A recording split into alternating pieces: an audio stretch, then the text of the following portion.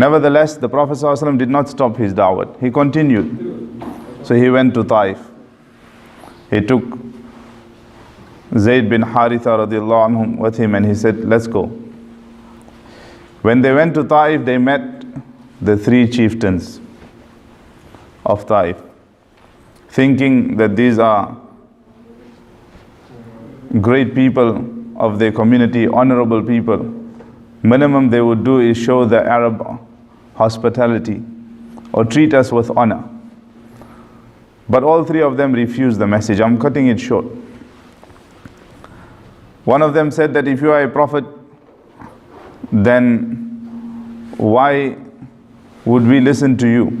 Allah subhanahu wa ta'ala would send us a message directly from the heavens to tell us that you are a prophet. You don't have to tell us you are a prophet.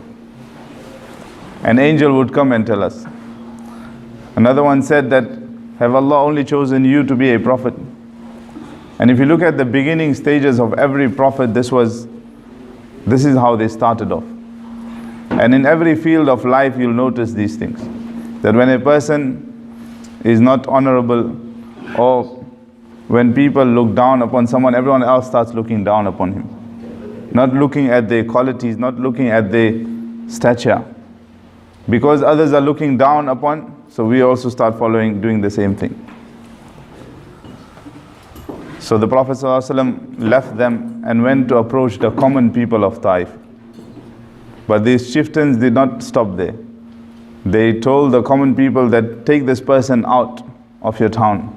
And they started pelting. We all know the incident. They pelted Rasulullah ﷺ for 3 miles long. 3 miles. So much so that the shoes of the Prophet ﷺ was clogged with blood. In one narration it comes that the Prophet ﷺ became unconscious. They would wait for Rasulullah ﷺ to gain consciousness and continue walking, and they would continue pelting. Until the Prophet ﷺ left the town, left the city. And then the angels came down. And they said, O Prophet of Allah, Jibreel alayhi salam comes and he says, I have brought these 2 angels. This angel is in charge of the 2 mountains that are surrounding Ta'if. If you give a command, then I'll bring both these mountains together. But what did Rasulullah sallallahu alaihi wasallam say? That these are people, they do not know the truth. They do not know the reality. If they do not accept, their progeny will accept.